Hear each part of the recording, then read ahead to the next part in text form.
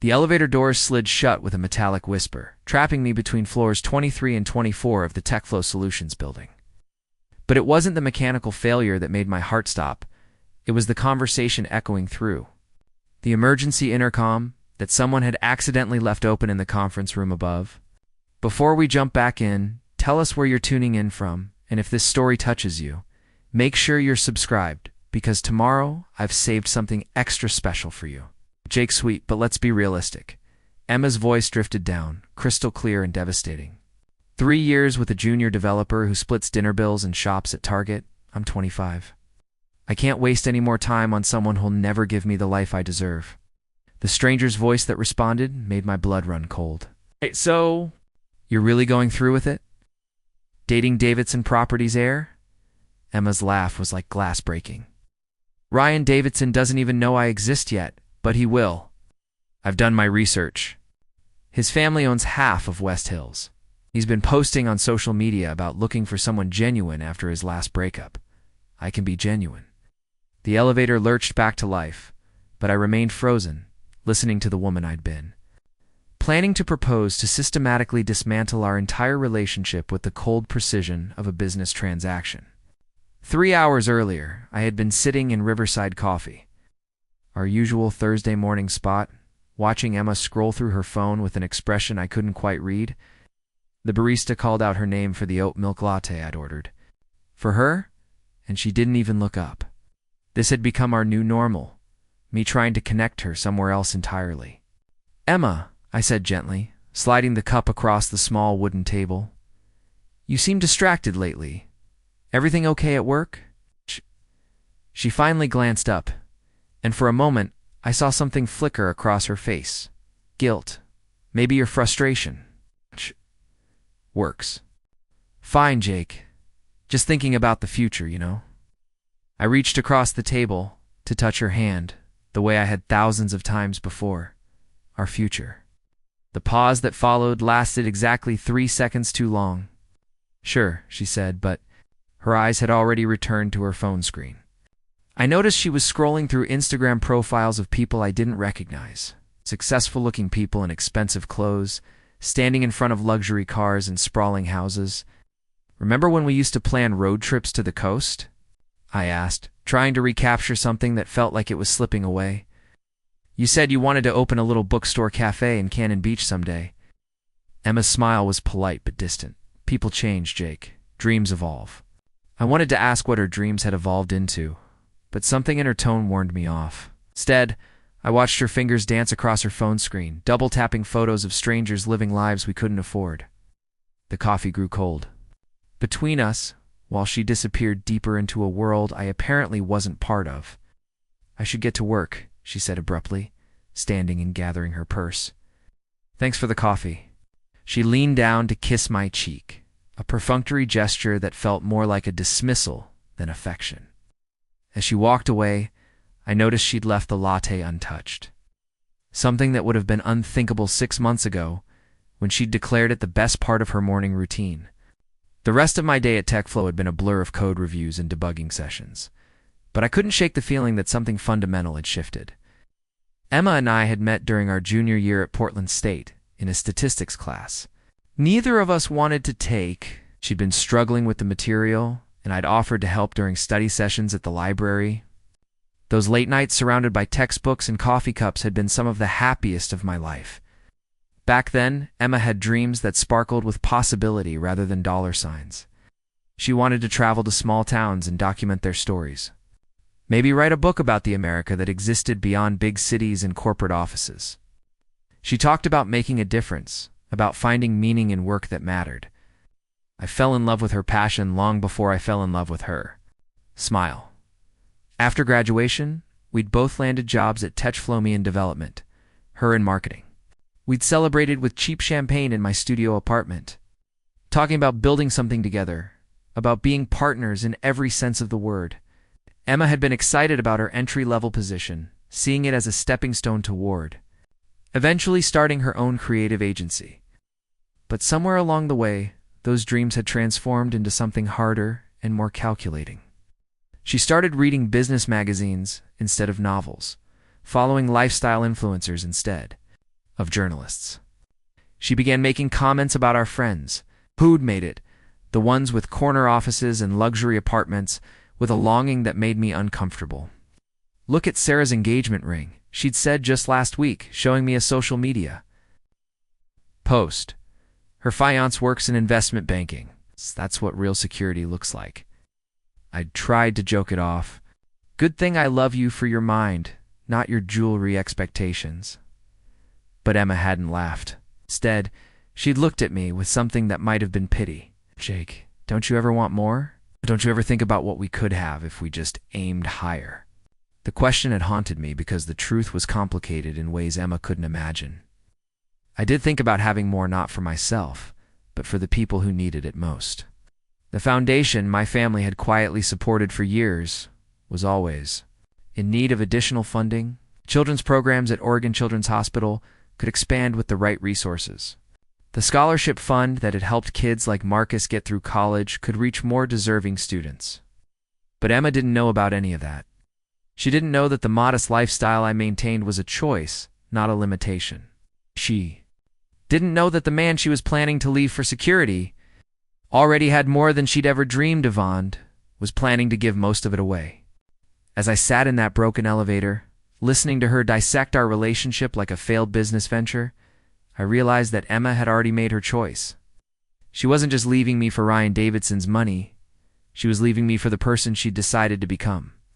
The woman who could strategically pursue a stranger based on his family's real estate holdings wasn't the same person who'd once cried, reading about homeless veterans, and insisted we volunteer at the shelter every Christmas. The elevator shuddered, back to life, carrying me up to a floor where Emma was probably still planning her calculated campaign to win over Portland's most eligible bachelor. But I was no longer thinking about winning her back. I was thinking about Marcus, who'd grown up in foster care and was now working 2 jobs to support his younger sister's college education. I was thinking about Ms. Rodriguez, my 5th-grade teacher who'd started an after-school program in her retirement and ran it on pure determination and a shoestring budget. I was thinking about all the people who understood that love wasn't something you traded up from, it was something you shared until it multiplied. The elevator doors opened on the 24th floor, and I stepped out into a world where everything looked exactly the same, but felt completely different. Emma was still at her desk, typing furiously on her laptop, probably researching Ryan Davidson's favorite restaurants and hobbies. She looked up and smiled when she saw me, the same smile that had once made my heart race, and now just made me sad. "Hey, babe," she said casually. "How was your afternoon?" "Enlightening," I replied, and something in my tone made her look at me more carefully. "Everything okay?" I studied her face, searching for any trace of the woman who'd once stayed up all night helping me debug code, who'd brought me soup when I was sick, who'd talked about changing the world instead of just acquiring it. She was still beautiful, still intelligent, still charming when she wanted to be. But the person I'd fallen in love with had been replaced by someone I barely recognized. "Yeah," I said finally. "Everything's exactly as it should be." Over the following weeks, I found myself becoming an unwitting detective in my own relationship. It started with small observations that I initially dismissed as paranoia, but the patterns became impossible to ignore. Emma's phone habits had changed dramatically. Where she once left it casually on tables or counters, face up and unlocked, she now clutched it protectively and turned its screen down whenever I was nearby. The first real clue came during what would be our last dinner together at Romano's, the Italian place where we'd celebrated every anniversary. Emma excused herself to the restroom, leaving her phone behind for the first time in weeks. When it buzzed with a text notification, I glanced over instinctively and saw a preview from someone named RD. That read, "Can't wait to see you at the charity gala tomorrow." My stomach dropped. The Davidson Family Foundation's annual gala was Portland's biggest social event, with tickets starting at $500. Emma had never mentioned attending, and we certainly couldn't afford those prices on our salaries. When she returned, I casually asked about her weekend plans. "Oh, just hanging out with Lisa," she said without missing a beat. "Maybe catch a movie or something low-key." The lie rolled off her tongue so smoothly that I wondered how many others I'd missed. That night I lay awake, staring at the ceiling. While Emma slept peacefully beside me, apparently unburdened by the deception that was eating me alive, Marcus noticed my distraction during our weekly basketball game at the community center. We'd been playing one-on-one every Saturday morning since college, and he could read my moods better than anyone. "You're playing like someone stole your lunch money," he said, easily stealing the ball as my mind wandered. "What's going on with you and Emma? You've been off for weeks." I considered telling him about the overheard conversation, about the gala invitation, about the growing distance between Emma and me. But admitting it out loud would make it real in a way I wasn't ready to face, just work stress. I deflected, but Marcus wasn't buying it. "Jake, we've been friends since freshman orientation. I know the difference between work stress and relationship. Problems? Talk to me." Instead of answering, I drove hard to the basket, channeling my frustration into the game. Marcus let me have the shot, understanding that sometimes silence was its own form of communication. Preparing and narrating this story took us a lot of time, so if you are enjoying it, subscribe to our channel. It means a lot to us. Now back to the story. But as we cooled down afterward, sharing a bottle of water on the bleachers, he offered some wisdom that hit closer to home than he knew. Whatevers. Going on, just remember that people show you who they really are when they think no one's watching. Don't ignore what you're seeing just because you don't want to believe it. That evening, I decided to test Marcus's theory. I told Emma I was going to visit my aunt in Salem for the weekend, a fabrication that felt strange coming from someone who prided himself on honesty. Emma's relief was barely concealed as she kissed me goodbye, already reaching for her phone before I'd even left the apartment.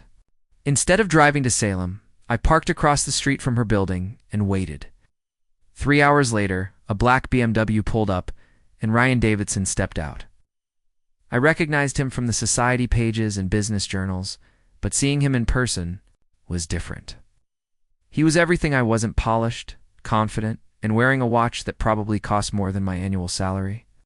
Emma emerged from her building wearing a dress I'd never seen before, something elegant and expensive that transformed her into someone I barely recognized. She moved differently around Ryan, her gestures more calculated, her laugh more musical. As they drove away toward the West Hills, I sat in my beat-up Honda feeling like a stranger observing someone else's life. The weekend that followed was torture. Emma maintained the charade perfectly, sending me casual texts about movie night with Lisa and complaining about the rainy weather. She even called on Sunday evening, her voice bright and affectionate as she asked about my fictional visit with my aunt. "I missed you," she said, and the words felt like acid in my ears because part of me knew she meant them, just not in the way they once would have. When I returned to our apartment Sunday night, Emma was curled up on the couch in pajamas, watching Netflix as if she'd been there all weekend. The new dress was nowhere to be seen, but I caught a whiff of expensive cologne that definitely wasn't mine. "How was your aunt?" she asked, not looking away from the screen. "Fine," I replied, settling beside her and studying her profile. "How was your weekend with Lisa?" "Boring," she said with a laugh that sounded perfectly genuine. We ended up just staying in and ordering pizza. The ease with which she maintained the deception was almost impressive. This wasn't someone telling white lies to avoid hurting feelings. This was strategic. Practiced dishonesty from someone who'd clearly done this before. For the next week, I began noticing things I'd previously overlooked. Emma's lunch breaks had become mysteriously longer, often stretching to 2 hours with vague explanations about errands or shopping. Her social media activity had shifted too, where she once posted photos of us together regularly. I hadn't appeared in her feed for over a month. Instead, her posts were carefully curated images of coffee cups and sunsets, generic enough to avoid revealing anything about her actual activities. The most damning evidence came from an unexpected source: Ms. Rodriguez, my 5th grade teacher, who now ran an after-school program, called me about a potential volunteer opportunity. During our conversation, she mentioned seeing my girlfriend at the Davidson Foundation Gala the previous weekend. "She looked lovely," Ms. Rodriguez said, innocently. I didn't get a chance to say hello, but I saw her talking with the Davidson family. Small world, isn't it? My heart pounded as I processed this information. Not only had Emma attended the gala, but she'd apparently made contact with Ryan's family. This wasn't just casual dating, it was a campaign. Yeah, I managed to say. Small world. That night I made a decision that would have seemed impossible months earlier. Instead of confronting Emma about the lies, I chose to let her continue believing I was oblivious. If she was determined to pursue this path, I wanted to see exactly how far she was willing to go. The answer came sooner than expected. Emma announced she was attending a work conference in Seattle the following weekend, complete with detailed explanations about team-building exercises and professional development sessions. But when I called TechFlow's main number on Friday afternoon, pretending to need to reach her about an emergency, the receptionist informed me that Emma had taken personal time off and wasn't expected back until Monday. I spent that weekend volunteering at the Children's Hospital, reading to kids in the cancer ward and helping organize donations. It was something I'd done quietly for years, finding solace in work that mattered while maintaining the careful anonymity my family's situation required. But this time, the contrast between Emma's calculated pursuit of wealth and these children's simple gratitude for human connection felt particularly stark. One little girl named Sophie, who'd been battling leukemia for 8 months, asked me why I looked sad. Her directness caught me off guard, and I found myself being more honest with a 7-year-old than I'd been with my girlfriend in weeks. Sometimes people we care about make choices that disappoint us, I told her. Sophie considered this seriously, then patted my hand with the wisdom that only seriously ill children seem to possess. My mom says people show you who they really are when things get hard. Maybe your person isn't as nice as you thought. Out of the mouths of babes. When Emma returned from her fictional conference, she was practically glowing with excitement she tried hard to contain. She'd clearly had a wonderful weekend, and for the first time in months, she seemed genuinely happy to see me. But her happiness felt performative, like she was playing a role rather than expressing genuine emotion. How was Seattle? I asked as she unpacked her suitcase. Productive, she said with a smile that didn't quite reach her eyes. Learned a lot about new marketing strategies. I nodded and helped her put away clothes that looked suspiciously unwrinkled for someone who'd supposedly spent 3 days traveling and attending conferences. Among her things, I noticed a small gift bag from a boutique jewelry store in downtown Portland, not Seattle. That night, as Emma slept contentedly beside me, I stared at the ceiling and realized that Marcus had been right. Emma was showing me exactly who she was, and I'd been willfully blind to it for far longer than I cared to admit. The woman I'd fallen in love with, the one who'd cried at movies and insisted on feeding every stray cat in the neighborhood, had either never really existed or had been systematically replaced by someone who saw relationships as transactions and love as a commodity to be traded up from. The saddest part wasn't the deception itself, but the realization that Emma seemed genuinely convinced she was making the right choice. In her mind, she wasn't betraying our relationship, she was upgrading from it. The fact that she could sleep so peacefully while living a double life suggested that she'd already made peace with her decision long before I'd overheard that elevator conversation. As the weeks progressed, Emma's secret relationship with Ryan became increasingly difficult. To hide, she started receiving expensive gifts that she claimed were from work rewards or lucky finds at thrift stores. A designer handbag became a sample from a marketing campaign. Diamond earrings were apparently costume jewelry from a vintage shop. The lies multiplied, each one more elaborate than the last, till I found myself marveling at the creative energy she put into maintaining her deception. But the most telling change was in how she looked at me. Where there had once been warmth and genuine affection, I now saw something that looked suspiciously like pity. She'd begun treating me with the careful kindness one might show a child. Who doesn't understand why Christmas has to end? Every conversation felt like she was managing me, keeping me content and unsuspecting until she could execute whatever exit strategy she'd developed. The irony wasn't lost on me. While Emma was systematically dismantling our relationship in pursuit of the financial security she thought Ryan could provide, I was sitting on resources that could have given her everything she thought she wanted. But more importantly, I was beginning to understand that the Emma I'd fallen in love with and the Emma was plotting her escape to a wealthier man might have always been two completely different people. The question was no longer whether our relationship could survive her betrayal. The question was whether I wanted it to. The breaking point came on a Thursday evening in late October. Emma had been unusually affectionate all week, cooking my favorite meals and suggesting we watch movies together like we used to. For a moment I'd allowed myself to hope that maybe she'd realized what she was throwing away. The woman I'd loved was fighting her way back to the surface.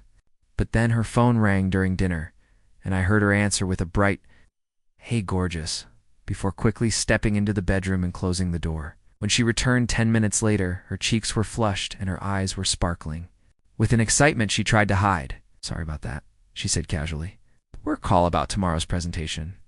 I nodded and took another bite of the pasta she'd made, the same recipe she'd learned from my grandmother, using ingredients she'd carefully selected because she knew they were my favorites.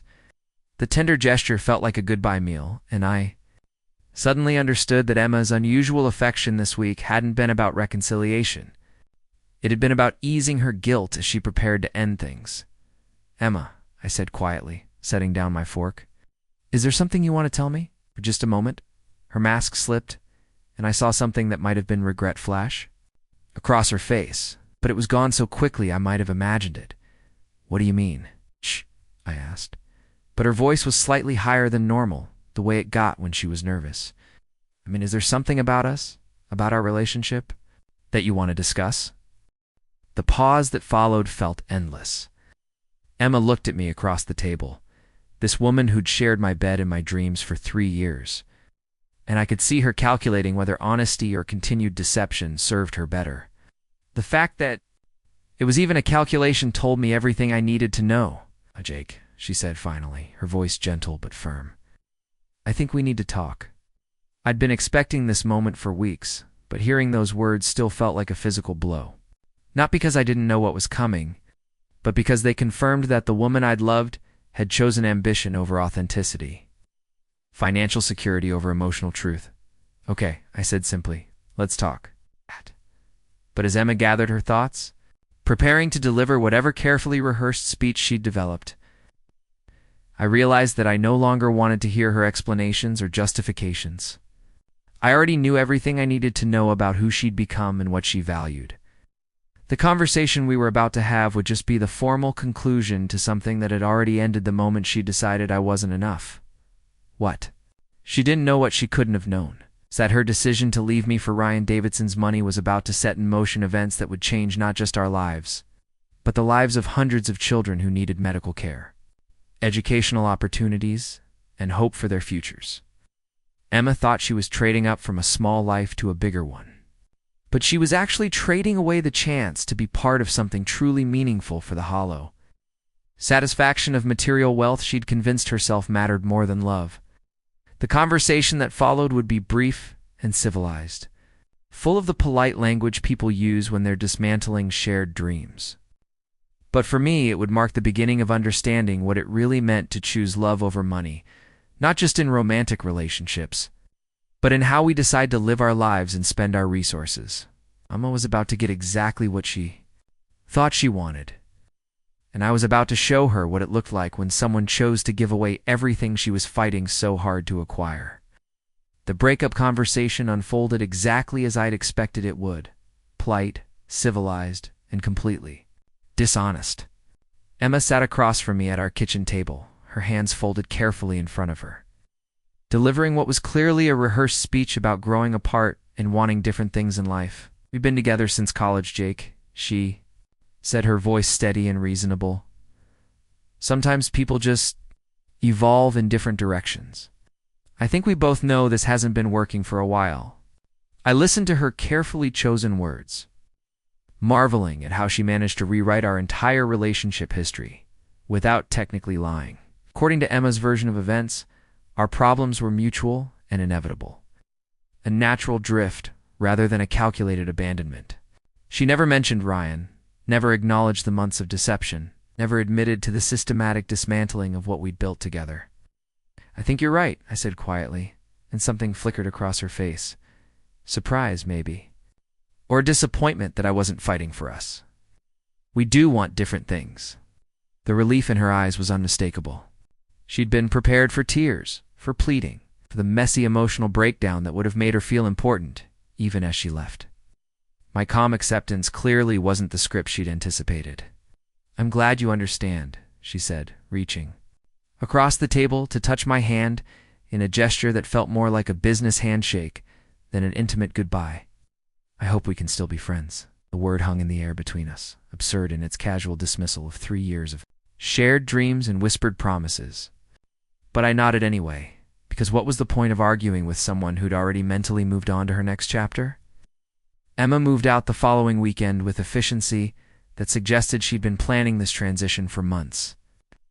Of her belongings were already packed in boxes that appeared suspiciously organized for someone who'd supposedly just decided to end our relationship.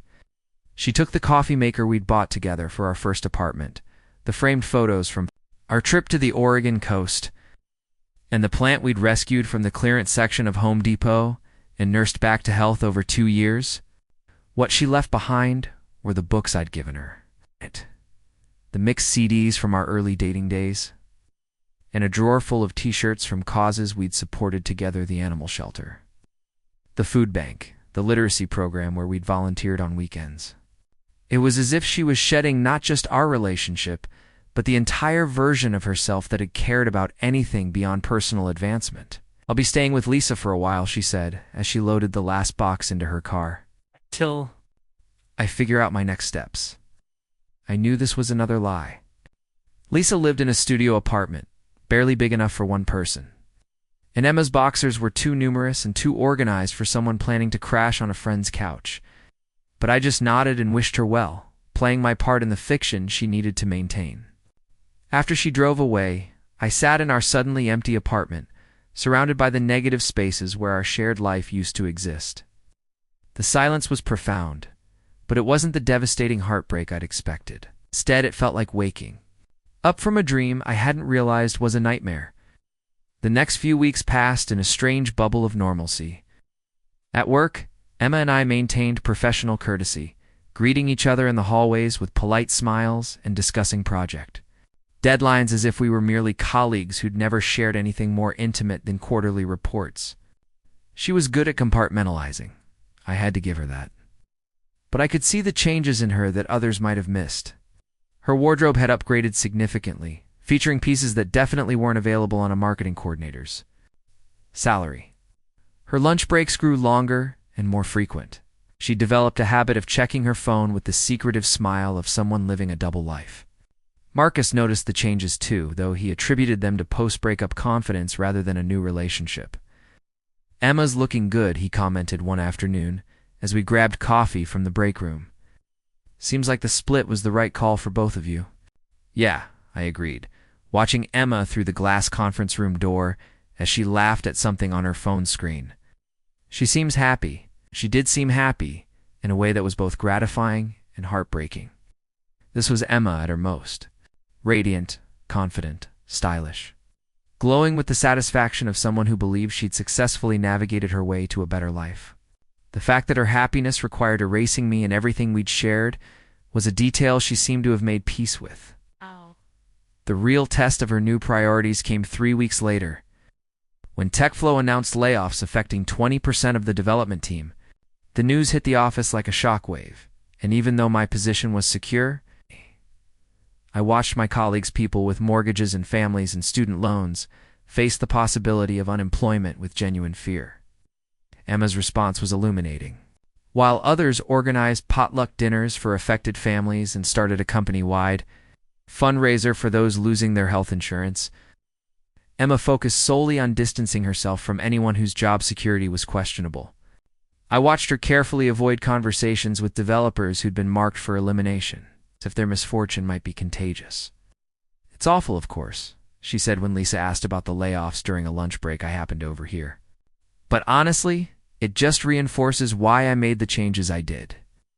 You can't build a stable future with someone in such an uncertain field. The casual cruelty of reducing our entire relationship to a risk management decision was breathtaking." Emma had apparently convinced herself that leaving me was a prudent financial choice rather than an emotional betrayal, which made it easier to sleep at night.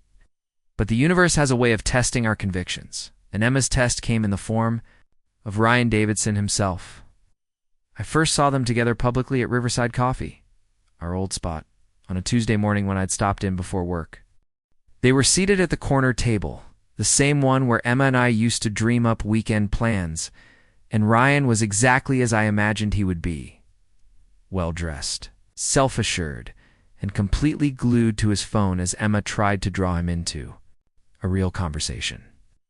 But what struck me wasn't jealousy, it was the sadness of seeing someone. I once loved work so hard for the attention of a man who clearly had other priorities. Emma was doing everything right, smiling, laughing at his distracted comments, subtly shifting her posture to catch his eye.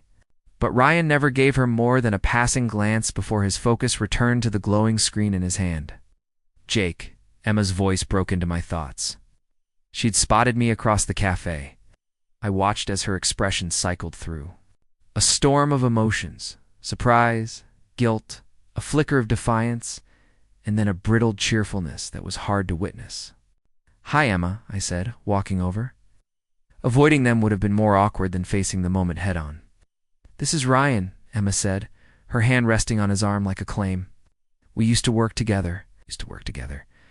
That's what 3 years of shared dreams and partnership had been reduced to past tense, stripped of meaning. Ryan looked up just long enough to offer a quick handshake. "Nice to meet you," he said, clearly not meaning it before turning back to his phone. "Sorry, Em. The Shanghai deal's going sideways. I need to fix it." Em. The nickname landed like a brand. And Emma. She glowed at the brief attention, nodding eagerly. "Of course. Business comes first." I made a polite exit, but not before seeing the way she looked at him like a student awaiting praise from a teacher. She'd already started molding herself to fit into his world, adjusting her voice, her posture, her personality. It was impressive, in a way, and deeply painful. But the real clarity came a few days later. I was staying late at work, troubleshooting a particularly stubborn bug in the system, when I overheard voices from a nearby conference room.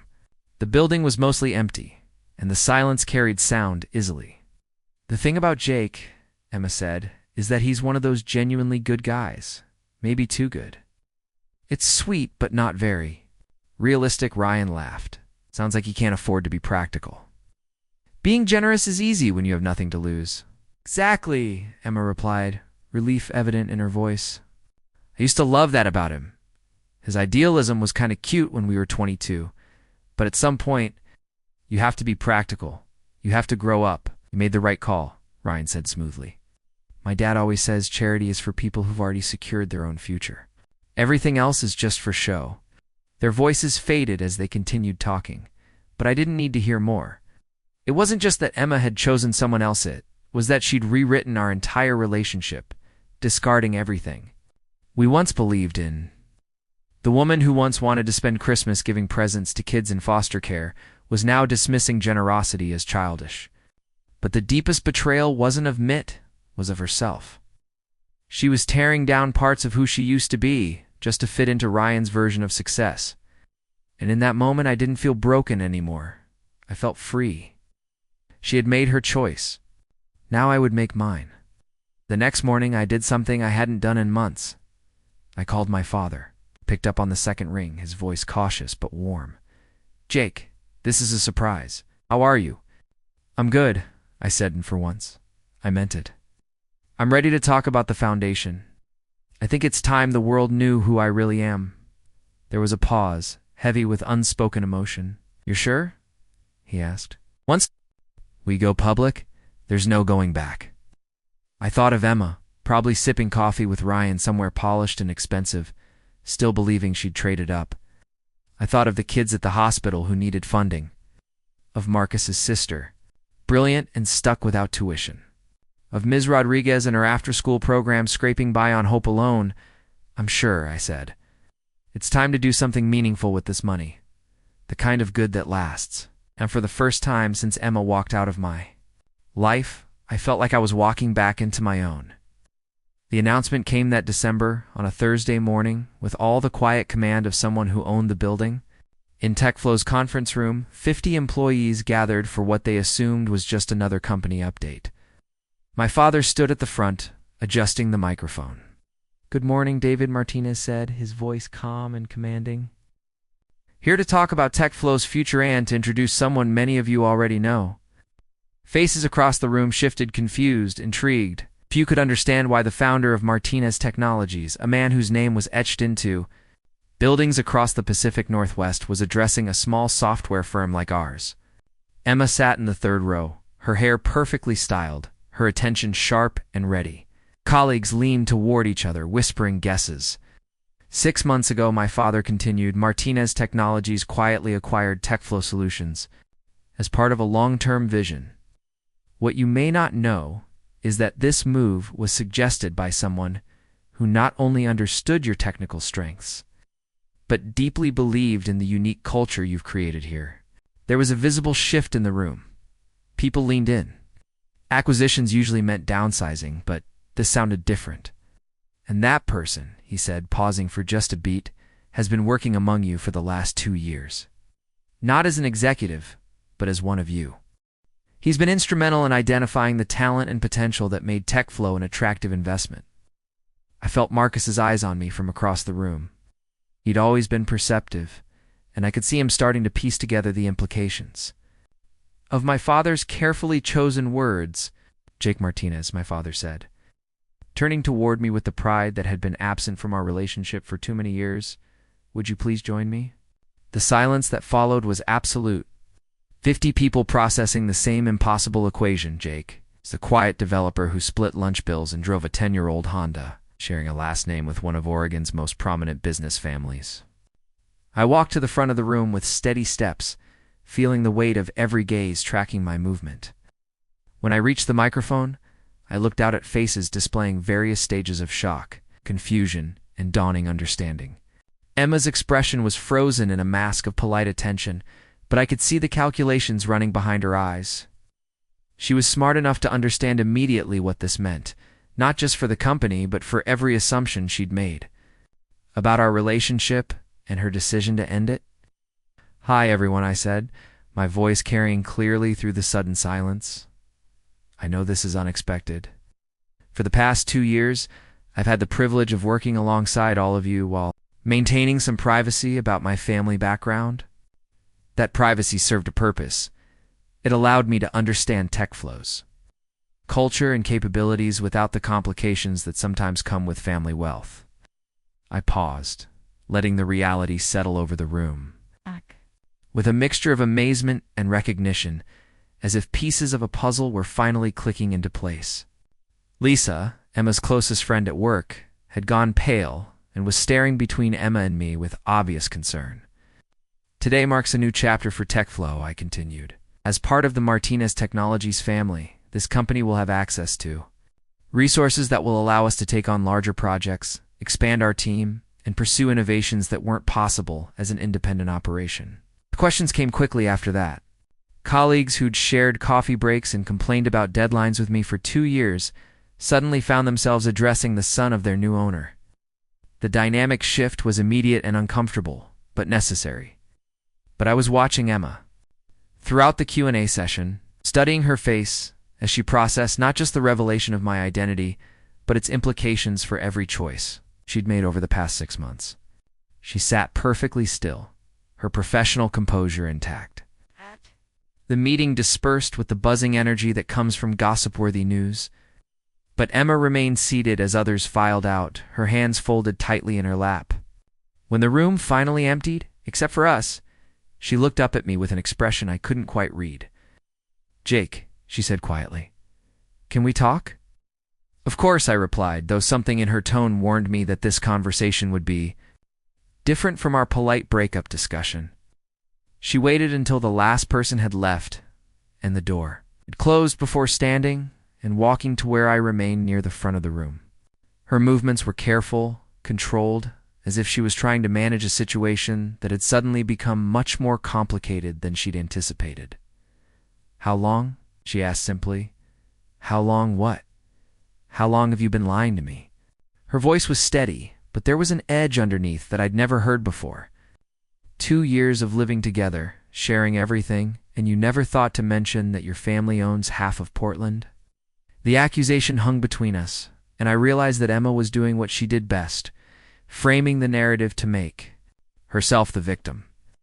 In her version of events, my privacy about my family wealth was deception comparable to her months of calculated betrayal. I wasn't lying, Emma, I said calmly. I was making a choice about how to live my life. There's a difference? A choice? Her laugh was sharp and bitter. You let me worry about money, about our future, about whether we could afford a decent apartment or a vacation. You watched me stress about student loans and entry-level salaries while you could have solved all of that with a phone call. Would that have been better? I asked. Would our relationship have been more authentic if I'd bought your affection with my family's money? The question hit its mark. Emma's composure flickered as she realized the trap in her own logic. If she argued that money would have made their relationship better, she'd be admitting that her love was conditional on financial security. If she argued that money didn't matter, she'd be contradicting the choice she'd made to leave me for Ryan. That's not the point, she said finally, but her voice lacked conviction. Isn't it? I stepped closer, close enough to see the uncertainty in her eyes. Emma, you left me because you thought I couldn't give you the life you wanted. You've spent the last 3 months convincing yourself and everyone else that you made a practical choice that you were being realistic about financial security. I was being realistic, she insisted, but the words sounded hollow even to her. You were being calculating, I replied. Ah. And now you're angry because your calculations were based on incomplete information. Ah. But here's what you need to understand, though. Information was incomplete by design. I've been testing everyone in my life to see who cares about me and who cares about what I can provide. Emma's face went pale as the full implications of my words sank in. She'd failed a test she didn't know she was taking, and we both knew it. You've known Ryan Davidson for 3 months, I continued. You've been planning this transition since before we broke up. You researched his family, engineered ways to meet him, and systematically replaced our relationship with something you thought would be more financially advantageous. None of that changes because you now know I had money all along. You don't? Understand, Emma said, her voice rising with a desperation I'd never heard before. I was trying to build a future.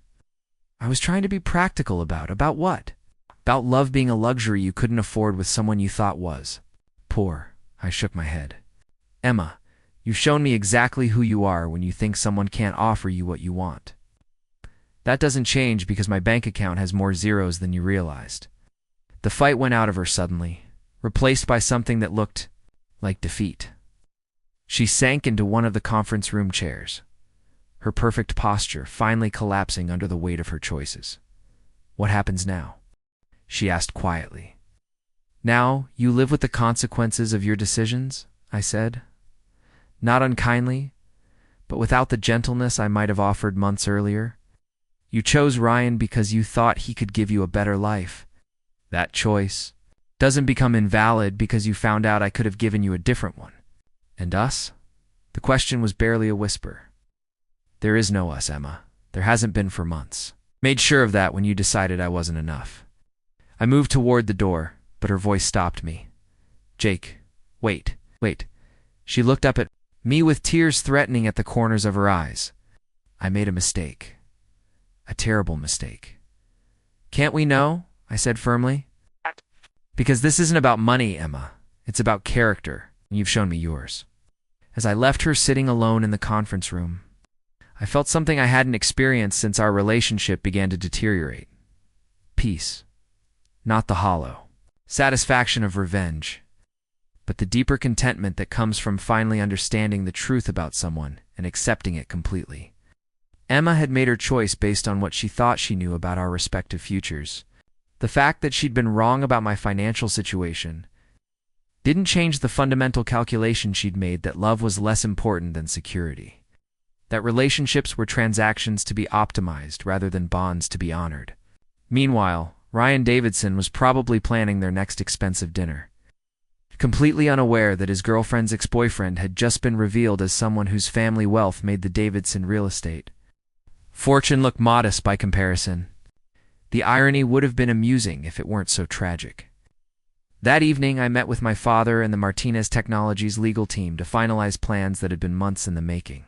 The Martinez Foundation, which had operated quietly for years, was about to become much more visible. Its first major public initiative would be a direct challenge to everything Emma now claimed to value. "Are you sure about this?" my father asked as we reviewed the documentation. "Once we announce the charity initiative, there's no going back. You'll be giving away resources that most people your age are trying to accumulate." I thought about Emma, probably sitting in some upscale restaurant with Ryan, trying to process the day's revelations while maintaining the facade that she'd made the right choice. I thought about the children at Oregon Children's Hospital who needed funding for experimental treatments. I thought about Marcus's sister, brilliant and determined, but limited by financial constraints. "I'm sure," I said. "It's time to show people what it looks like when you choose love over money." Real love. The kind that multiplies when you share it, instead of diminishing when you hoard it. My father smiled, and for the first time in years, I saw approval in his eyes that had nothing to do with business acumen or strategic thinking. It was the pride of a parent whose child had chosen character over convenience. "Then let's change. Some lives," he said. "The announcement would come tomorrow. But tonight." I allowed myself to imagine Emma's face when she realized that the man she'd left for financial security had just given away more money than she'd ever dreamed of having. It wouldn't be revenge. It would be something much more powerful. A demonstration of values she'd abandoned in pursuit of a life that was already crumbling around her.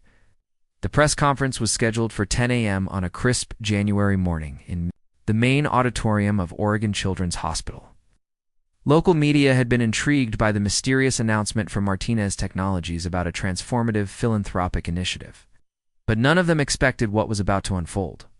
I stood backstage, adjusting my tie and listening to the murmur of voices from the packed auditorium. Representatives from every major news outlet in Portland were present, along with hospital staff, community leaders, and several familiar faces from TechFlow who'd requested permission to attend. Through a gap in the curtains, I spotted Emma. Sitting in the back row, her face carefully composed, but her hands fidgeting with her purse strap. Next to her sat Ryan Davidson, checking his phone with the bored expression of someone attending an obligation rather than an event of personal interest. "Ready?" my father asked, appearing beside me with the quiet confidence of someone who'd navigated countless high-stakes presentations. "Ready," I confirmed. My heart was pounding with anticipation that had nothing to do with public speaking nerves. Dr. Sarah Chen, the hospital's chief of pediatric oncology, took the podium. First, to introduce the Martinez family and provide context for the announcement. As she spoke about the hospital's ongoing funding challenges and the critical need for expanded research programs, I watched the audience's attention focus with the gravity that comes from discussing children's lives. When my father took the stage, the room fell silent. His reputation preceded him. Martinez Technologies had built its empire on innovation and strategic partnerships.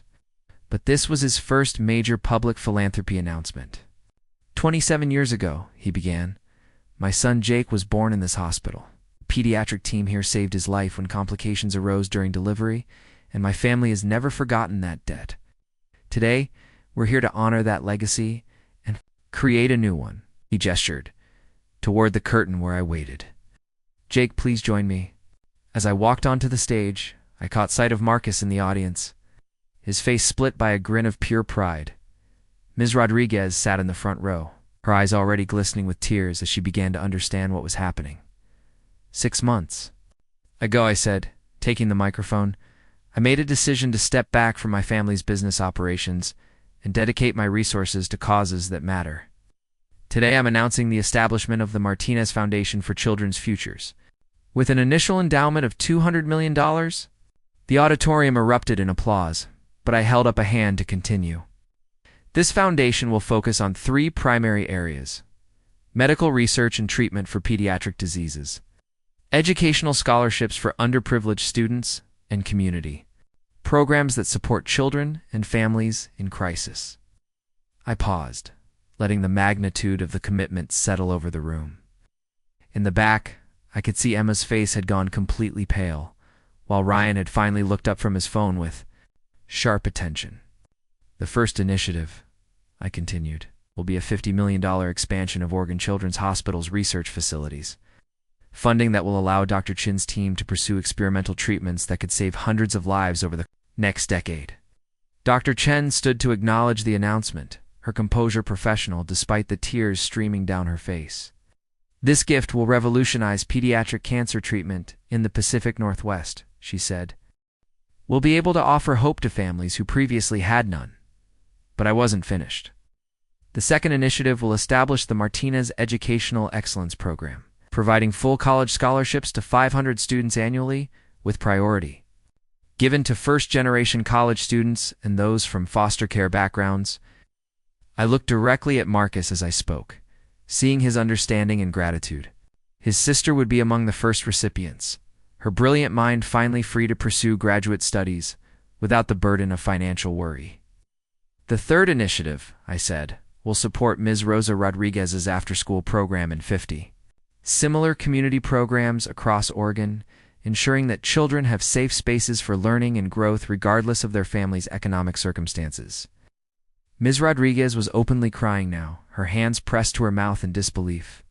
The program she'd run on determination and hope would finally have the resources to reach every child who needed it.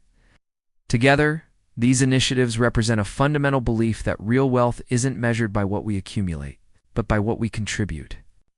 The Martinez Foundation will continue to grow with additional commitments planned for the coming years. But through the applause, I found myself watching Emma's face as she processed the full scope of what I was giving away. The amount I'd just committed to charity exceeded the total net worth of the Davidson family by a significant margin. During the reception that followed, I was surrounded by hospital staff, community leaders, and journalists asking about implementation timelines and selection criteria. But I kept one eye on the back of the room, where Emma stood frozen beside Ryan, who was clearly having an animated conversation about the implications of my announcement. Marcus finally broke through the crowd to reach me, his handshake turning into a fierce hug. "You magnificent bastard," he said, laughing and shaking his head. "All this time, and you never said a word. My sister's going to lose her mind when she hears about the scholarship program." "She earned it," I replied. "The money just removes the barriers." As the formal reception wound down, I noticed Emma approaching hesitantly, having apparently separated from Ryan, who'd left early after receiving what looked like an urgent phone call.